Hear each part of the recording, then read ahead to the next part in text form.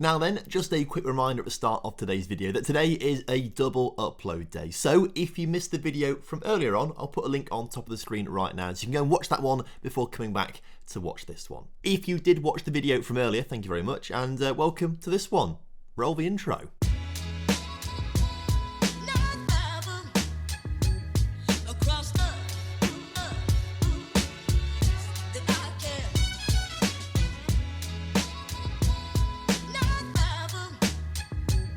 Hello and welcome back to the Wrexham way. Hope you're all doing well today and looking forward to today's video as we take on Gateshead in the FA Trophy 5th round. This is the one round before the quarterfinals, then the semi-finals, then the final. Fingers crossed we get all the way. And then we also have Wealdstone in the Valorama National League. So I reckon we jump straight into things essentially. You can see from above my head right now, we're top of the table.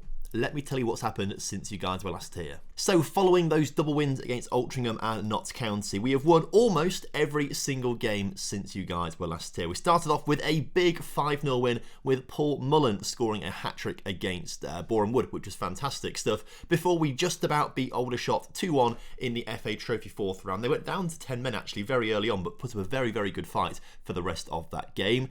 We just about squeezed past Yeovil. Again, we didn't play particularly well in, but Paul Mullen did what he had to do from the penalty spot to ensure he picked up all 3 points before we drew to Grimsby Town. Obviously not the greatest result for us because we don't like Grimsby, but it's the first draw we've had since we drew to Grimsby back all the way in September. So we don't really draw often, but when we do, it's to Grimsby. Since then, though, we've been in winning ways and fine scoring form. A 4-1 victory against Maidenhead United, a 3-1 win against Torquay before we beat Kings Lynn Town 5-2. So I'm feeling pretty happy. As for the league table, well, things are looking quite good. We are 4 points clear of Stockport County in second, but they're still right there chasing us down. We have built up a 10-point gap to County, Southend, Bromley, Yeovil, Aldershot, all those teams below us. It's kind of turning into a 2-horse race now between us and Stockport. There's one thing Stockport don't have though, and that's Paul Mullen. He's now got 34 goals in the league. It's ridiculous. And they also don't have James Jones with his 24 assists in the league. These two, they're cheat codes. I mean, they genuinely are cheat codes. Obviously, they signed for Wrexham in real life for the money. They've not gone there. Well, they've gone there for the careers, obviously, because, you know, it makes them money. Football's a short career. All power to them. But they could play a lot higher. And according to Football Manager, well, they reckon that Paul Mullen is a decent player for most championship sides now. And the same thing with James Jones. They reckon a good player for most championship sides. And we've got them in the National League, 3 divisions below. Also, Harry Lennon has the highest average rating in the League 2. And I think he's probably got only League 2 actually, but still, it's a division above where we are. But Harry Lennon, how many goals has he got now? He's got 11 league goals, 13 in all competitions. He's a machine. We have also managed to shift a couple of players. If I just sort this by reverse order date, you can see that we managed to get rid of Dibble. He's gone. He went to Wimbledon, but you saw that a few episodes ago. Jamie Reckford has gone on a free to Sutton United. He was like a 5th or 4th choice left back, had to leave the club. And then a few players have gone out on loan as well. They're not, you know, paying all of the wages, but at least they're playing football and some of their wages are being covered. So I feel like it's a decent move for us. Also, I've just realised, we've got 2 seasons worth of transfer data here. £200,000 for Ben Tozer, £100,000 for Aaron Hayden, 20 for Jake Hyde. It's the exact same on this side. Does this mean we're paying the same again next season for them? Because that's concerning if we are. Oh, and one more thing before we go into the game against Gateshead. We have the youth intake preview come through, which is kind of weirdly cut off on the top of the screen. Must be to do with the skin that I'm using. It does say an excellent youth intake is coming through, 5 stars, and then it tells me that C, E, E, F, F, F in all of these areas. So I'm not sure if we're going to get a good intake or not. Also, as with every YouTube save that I do, if you want to rename a region coming through the youth intakes, then you can do so via the Patreon or YouTube memberships or Twitch memberships or what they're called, Twitch subscriptions. So many weird different names for everything.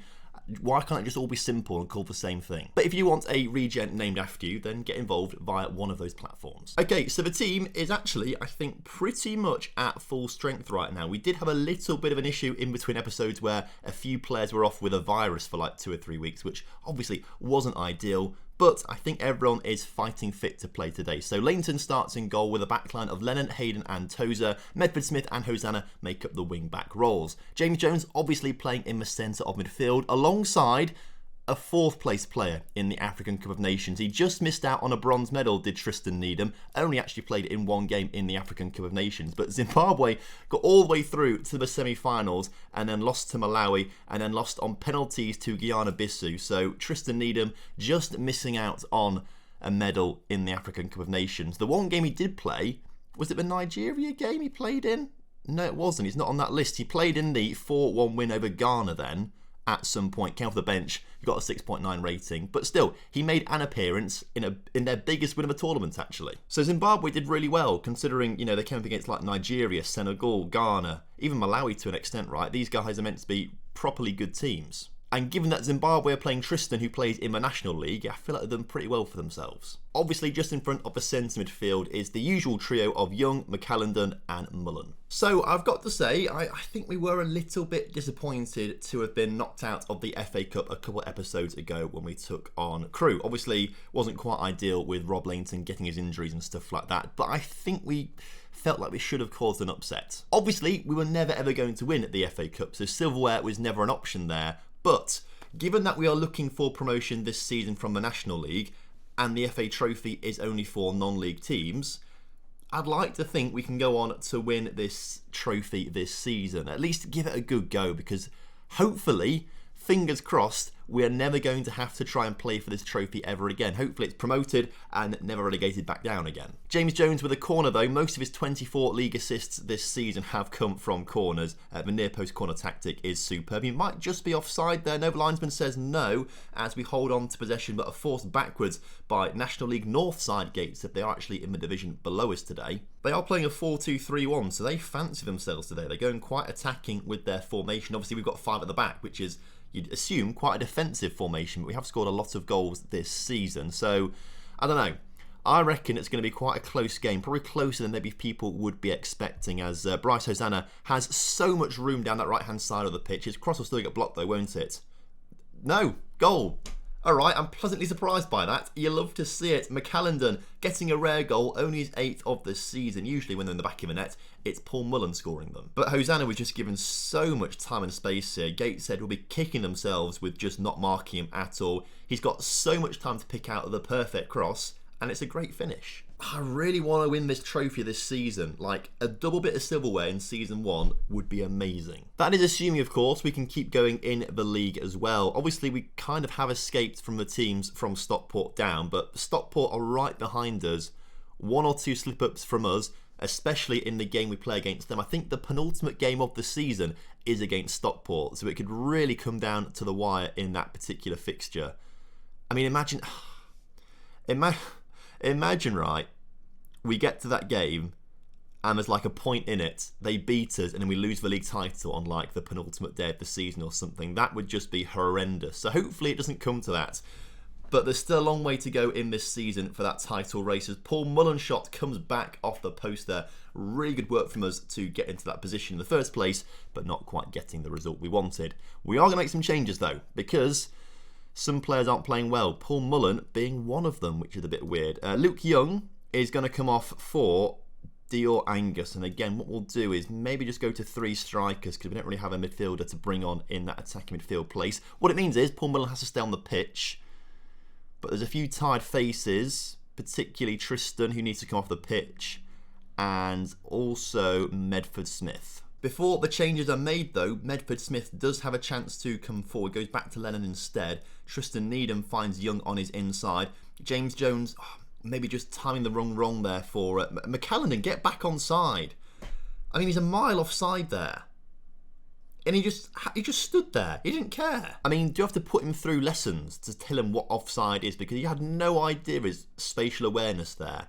That was very bizarre. But still, as a professional footballer, he should know better. Right, Angus on the ball though, shoots, nearly scores. That's a great bit of play from him. We are definitely knocking on the door. It's very weird. Like, we will routinely have 20 shots in a game as we now finally get another goal from the corner. Harry Lennon getting that one, and it's another assist for James Jones. But as I was saying, we normally have like a good, 15, 20, 25 shots in a game, and sometimes we will score 5 or 6. Other times, we are lucky to score 1. I guess that's part of the the consistency of the players at this level. Like, there's no consistency. So sometimes they are world beaters, other times they are absolutely terrible. Luckily today though, they've been good enough to beat Gateshead, and that's the main thing. Into the quarterfinals of the FA Trophy, and this is looking good for us. Other games in our league took place, but none of them are particularly affecting us because no one's actually that close to us. It's only Stockport County who can really challenge us right now. Also a lovely £8,000 for winning that game. We've not looked at the finances for a little while. How are they looking? £2.5 million in the bank. That's down from about 3.5, well 3.7, 3.8 million basically. So we have lost a lot of money this season. Although maybe not. I think we gained that money from like season tickets. I guess actually we maybe started on 2 million. We're now at 2.5, and this season, technically, we've made £400,000 apparently. That's not too bad. Projection-wise, is still looking at 1.3 million, and then just over, well, 0, basically, in the end of Season 2. So money's going to become an issue at some point, but this wage bill will be depleted. It will get smaller next season, I'd like to think, because I'm going to have a smaller squad. We have far too many players this season. Also, if we get promoted, we should have some more income as well, so it should balance out nicely. Actually, how big is our budget compared to everyone else's? What am I looking for? I'm looking for stats, team detailed, scroll to the bottom, net salary. Oh, we are quite high. 1.8 million, the biggest. Stockport aren't too far behind, neither are Grimsby or Notts County and Southend and Chesterfield. Solihull and Barnet just around the £1 million mark, but like Wealdstone, the team we face next, are right at the bottom on £386,000 per season. 1.5 million less than us. So watch them now beat us 5-0. Gonna happen now I've done this. Before that though, we do have the quarterfinal trophy draw, so let's have a quick look through. Oxford City, Notts County. Chorley, Torquay. Wrexham, who are we going to get? Oh, Stockport County. Literally the two teams that should be winning the trophy this season. This is quite exciting because this could be like a... We'll do extra time, please. That'd be very nice. This could be like a dress rehearsal for the end of the season, you know. Imagine if we beat them in the FA Trophy, go on to win it, and then they beat us on the penultimate day of the season to knock us off the top of the table, and then we lose the title. I'd rather win the title than this trophy, I think. Oh, James Jones had something dodgy to eat. He's out with food poisoning for a couple of days, so I assume he won't play against Wealdstone. I assume that does force him out of the game. And is he ruled out? I think he can play, actually. Well, if he can play, he can play. It's fine. But I have warned him before, never eat the food from the canteen. Always bring your own packed lunch in. Okay, well, in that case, the team is fully fit, and I don't want to change it.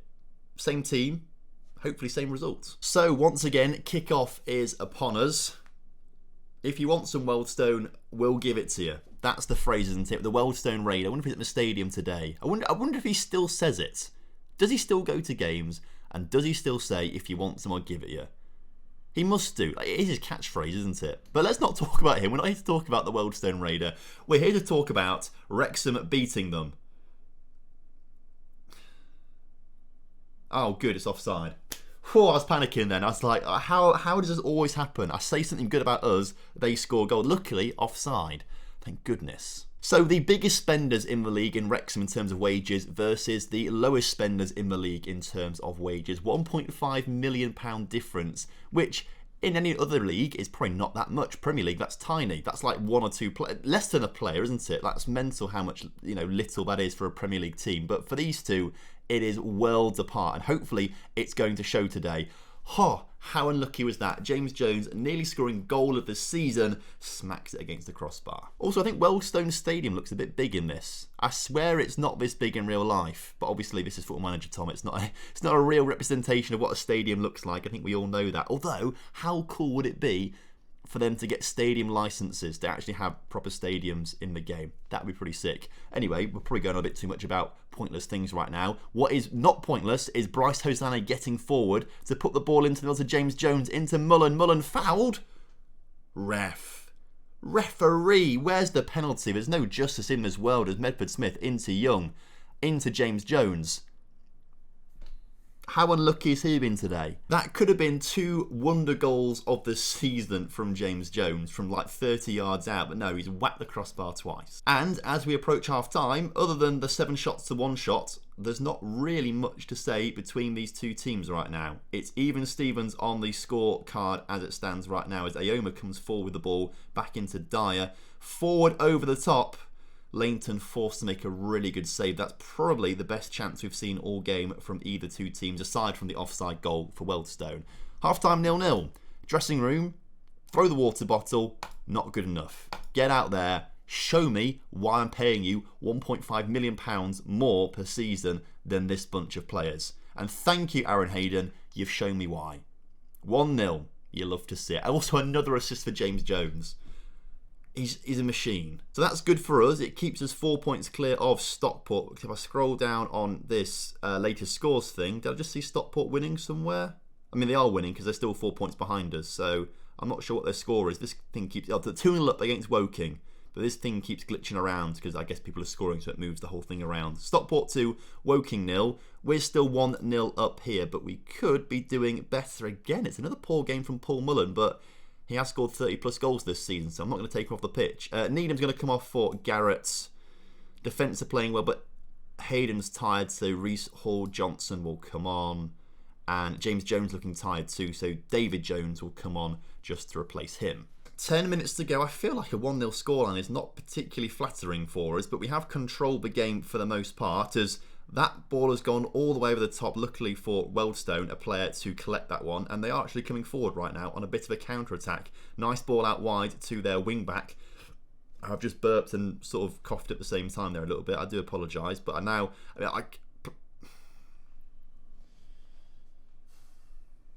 annoying bit is I can't edit that out. Otherwise, there's a big jump cut between someone getting the ball and then them scoring. So on paper, there's a £1.5 million per year difference between these two teams, but on the scoreline on the day, there's nothing. 1-1. Very frustrating, and what this does as well, if we can't score a late winner, is drag Stockport closer to us. And we don't want that. I thought Paul Mullen was going to score an absolute wonderful goal there. I feel like we have been quite unlucky in this game. I feel like most games on camera have been quite unlucky, but a 1-1 draw, I think, is probably what we deserve, maybe. Yeah, we had more shots, but they weren't great. They weren't brilliant quality, other than James Jones's off the crossbar ones. Okay, then. Interesting. Because Stockport have won, haven't they? Yeah, they have. 2 points now, the gap. It was 4, now 2. So there really isn't that long left to go this season. I think we'll come back next time for the Stockport County game, obviously. That is FA Trophy stuff. And then the Bromley game as well. They're 4th in the table. These could both be big banana skins. Like, we could easily lose these 2 games. So we need to be at our best against Aldershot and Chesterfield and Barnet in between episodes. Otherwise, I don't know. And look at that Stockport County. They are the penultimate game of the season. I can already see it happening, you know. Anyway, thank you very much for watching today's episode. Hope you guys have enjoyed it. Of course, if you have done, make sure you drop a like on the video for me and subscribe to the channel if you're new around here. And I will see you tomorrow for more double uploads, obviously, because it's Sunday and it's double upload weekend this weekend. So look forward to 2 videos tomorrow. I'll see you then. Have a good one. Goodbye.